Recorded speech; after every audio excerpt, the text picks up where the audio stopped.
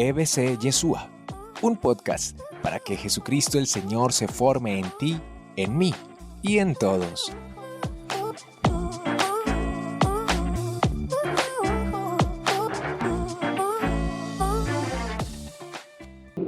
El Señor que viene, el Señor que vendrá. Y ante el Señor que vino, y por eso acogemos, abrimos el corazón para recibirlo y lo celebramos en la Navidad, ante la certeza que tenemos de que el Señor vendrá en la segunda venida, la parusía, y por eso lo esperamos, nos preparamos y lo esperamos, Maranatá, velad y orad. También tenemos este interior de la historia, esta realidad de la vida, en este continuo hoy, por ejemplo desde San Lucas, en este continuo hoy de la iglesia, hoy de la historia donde el Señor acontece, el Señor está siempre viniendo. El Señor vino, viene y vendrá. Pues bien, decíamos que ante el Señor que siempre viene, el hombre tiene distintas actitudes.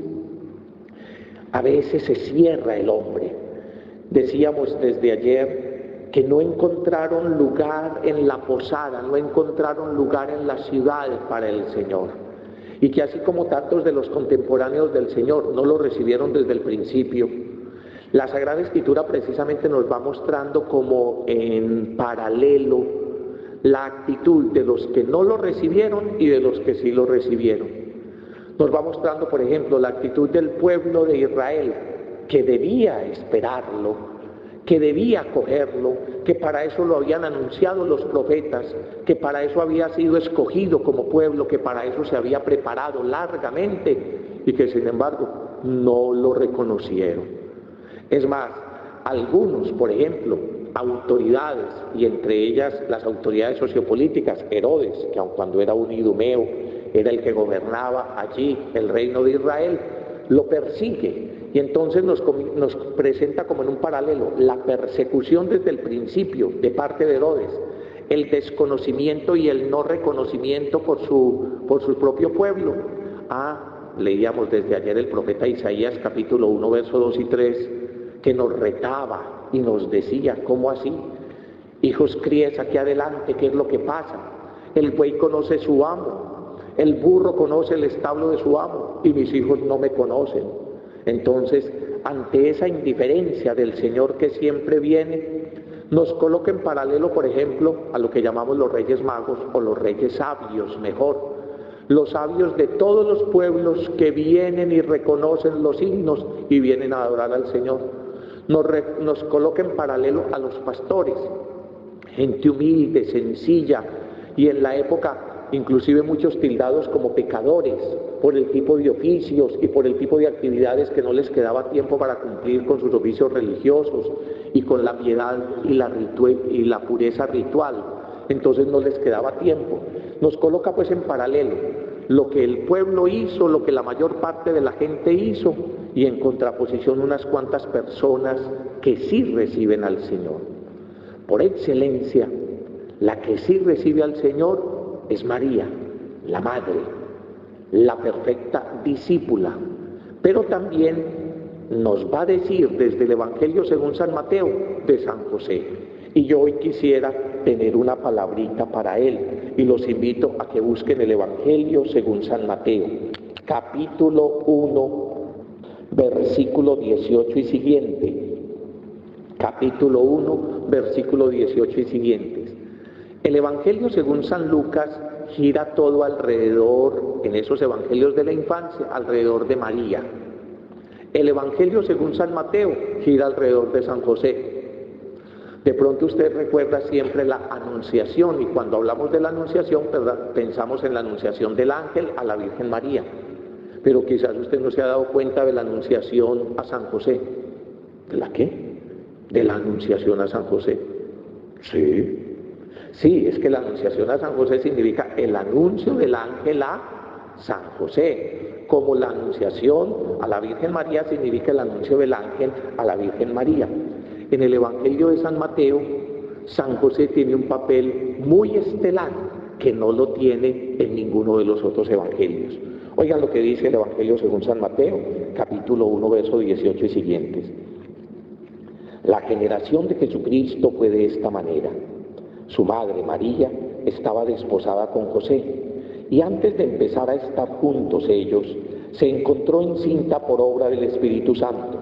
Su marido José, como era justo y no quería ponerla en evidencia, resolvió repudiarla en secreto. Así lo tenía planeado, cuando el ángel del Señor se le apareció en sueños y le dijo: José, hijo de David, no temas tomar contigo a María tu mujer, porque lo engendrado en ella es del Espíritu Santo. Dará a luz un hijo y tú le pondrás por nombre Jesús, Yeshua, porque él salvará a su pueblo de sus pecados. Todo esto sucedió para que se cumpliese el oráculo del Señor por medio del profeta. Ved que la Virgen concebirá y dará a luz un hijo y le pondrán por nombre Emmanuel, que traducido significa Dios con nosotros. Despertó José del sueño, hizo como el ángel del Señor le había mandado y tomó consigo a su mujer y no la conocía hasta que ella dio a luz un hijo y le puso por nombre Jesús. Este es el Evangelio de nuestro Señor Jesucristo. Yo quiero invitarlos para que vamos a practicar ese método de lectura de la Biblia que ya muchos conocen, la Lectio Divina. La Lectio Divina es un método muy sencillo, muy popular de leer la Sagrada Escritura. A veces la gente se pregunta, ¿cómo leer la Biblia? Lo que pasa es que a veces que nos acercamos a la Biblia que no la entendemos. ¿A alguno de ustedes le ha pasado que lee algún pasaje de la Biblia y no la entiende? Al único que no le ha pasado es al que no la lee. El que no la lee es lógico. Pero todos los que leemos y estudiamos la Biblia en los distintos niveles, tenemos que darnos cuenta que hay momentos y pasajes que no entendemos. Inclusive los grandes estudiosos hablan de la cruz de los intérpretes, que hay determinados pasajes que es como una cruz para el que le está interpretando y que necesita un estudio especial. Y uno recuerda sobre eso en los Hechos de los Apóstoles, que se nos narra en el capítulo 8, verso 32 y siguientes, un pasaje donde un etíope que había sido alto funcionario de la reina allá en Etiopía, en Candace, la llamaban Candace, entonces que era como el ministro de Hacienda, venía, dice el texto, de adorar en Jerusalén e iba leyendo el texto del profeta Isaías. Y el Espíritu del Señor condujo a Felipe al lado del carro donde este hombre iba leyendo y le preguntó: ¿entiendes lo que vas leyendo? ¿Entiendes lo que vas leyendo? Y él le dijo: ¿qué voy a entender si nadie me explica? Esa es la respuesta que muchas veces tendríamos que dar, ¿cierto? ¿Entiendes lo que vas leyendo? ¿Qué voy a entender si nadie me explica? Y entonces dice que Felipe se subió al carro y comenzó a explicarle las Escrituras y le explicó lo que había pues sobre Jesús desde aquel pasaje y llevando a feliz término que llegó al bautismo, y todo esto nos lo narra interesantemente el capítulo 8, verso 32 y siguientes de los Hechos de los Apóstoles, esa historia. Pero las quería recordar porque es necesario que vamos aprendiendo a leer la Biblia, a dejar como el miedo que durante mucho tiempo se le tuvo a eso. Quizás hasta muchos de ustedes les dijeron hace mucho tiempo que no se podía leer la Biblia. Hasta les prohibieron leer la Biblia. ¿A algunos de ustedes les tocó? A quienes les tocó es muestra de que hace mucho tiempo pasó eso, ¿cierto? ¿Cierto que sí? ¿Se acuerdan que les decían que no se podía leer la Biblia? Que el que leía la Biblia se volvía loco. Hoy por el contrario sabemos que el que no lee la Biblia es porque está loco. El que no lee la Biblia tiene que estar loco. ¿Cómo así que Dios mismo sale a hablarle a sus hijos como un padre amoroso y uno no lee las cartas de amor, la guía de la vida, la palabra que le abre camino y es sentido en la vida, que es la palabra de Dios? Pero ¿cómo leer la Biblia?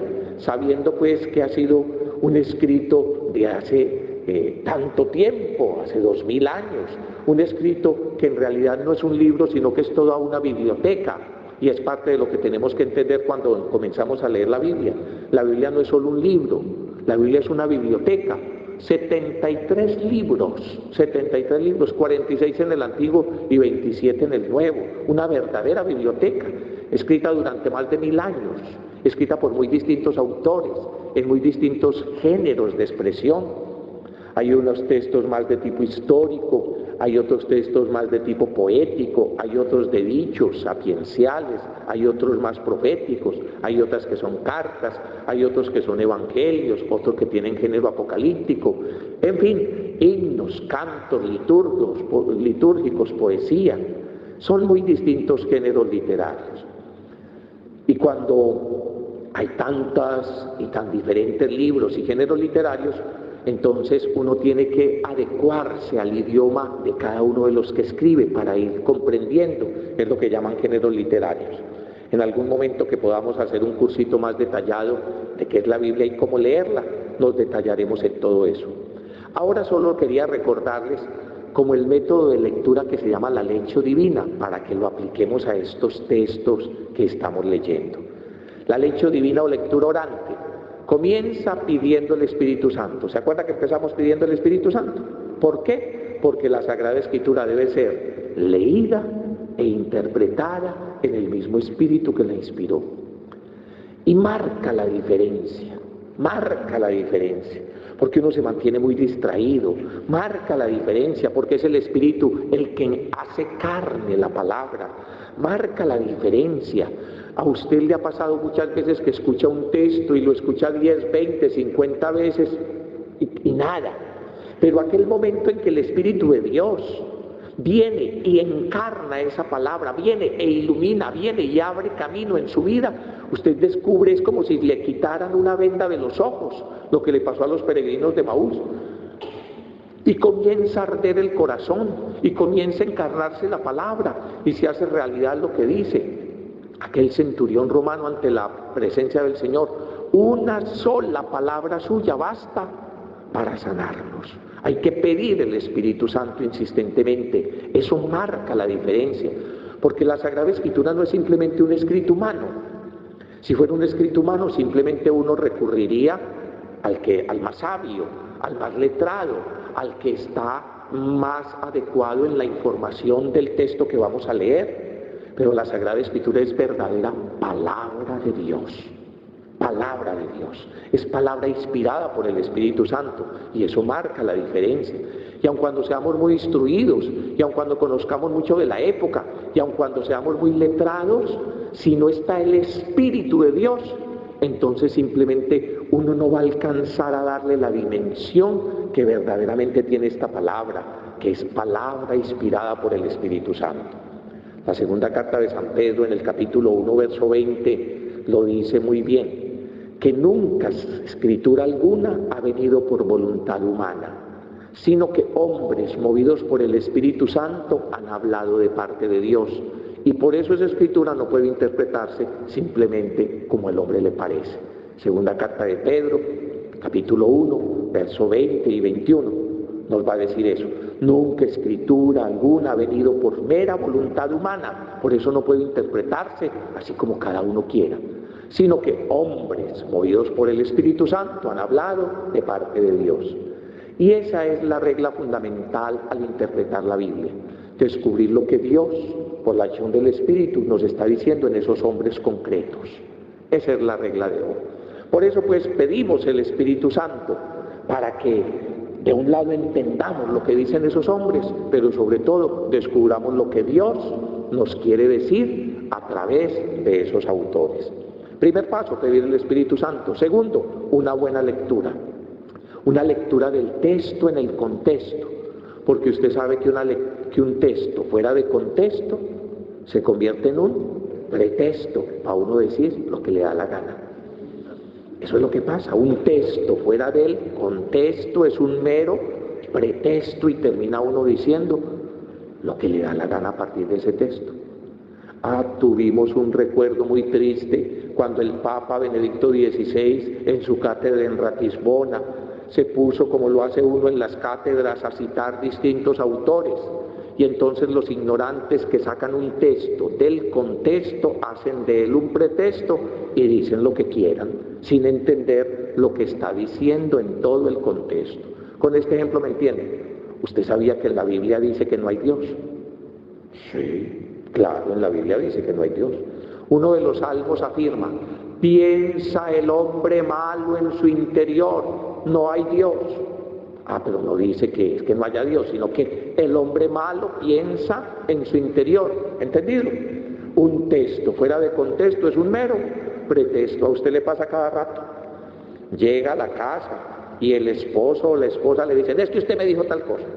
Los hijos: usted me dijo tal cosa. Yo dije tal cosa, sí, tal otra. Cierto que cada rato nos sacan los textos del contexto. Entonces, primero pedir el Espíritu Santo. Segundo, una buena lectura para saber qué dice el texto en el contexto.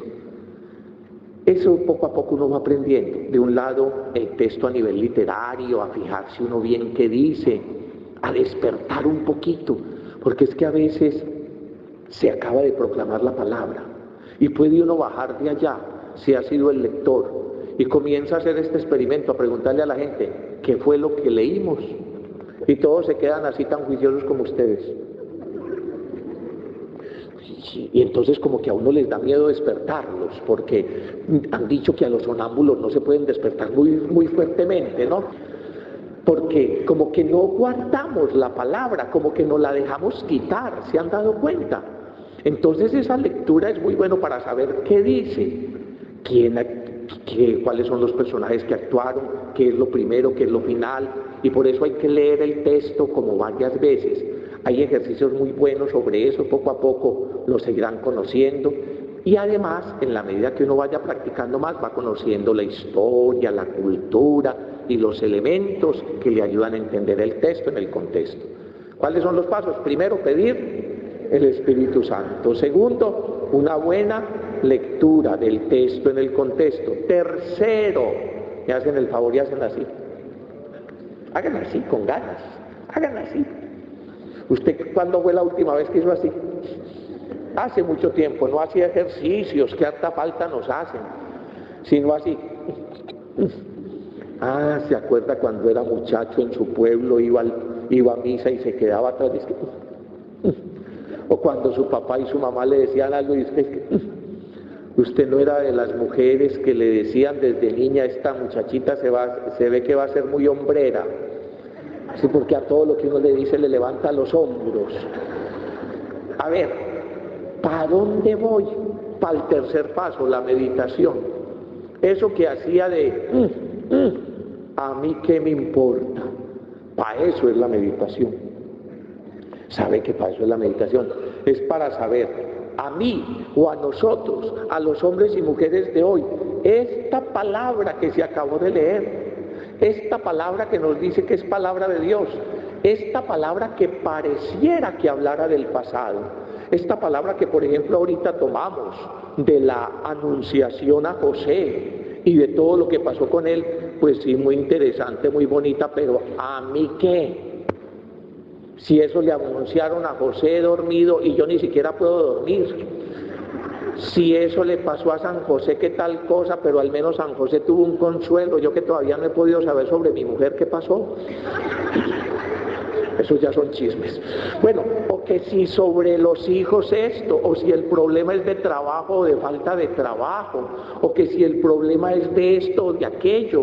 En definitiva, ¿qué tiene que ver esa palabra tan bonita o esa palabra tan interesante con mis problemas, con mi falta de salud, con mi falta de trabajo, con la situación con mis hijos, con mis expectativas o con mis situaciones?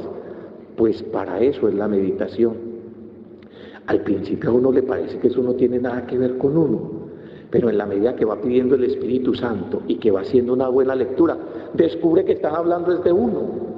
Descubre que están hablando desde uno. Es lo que se llaman entonces las personas cultas, que no levantan así, que no son tan hombreras como usted. Entonces lo que hacen es la relevancia de la palabra. ¿La qué?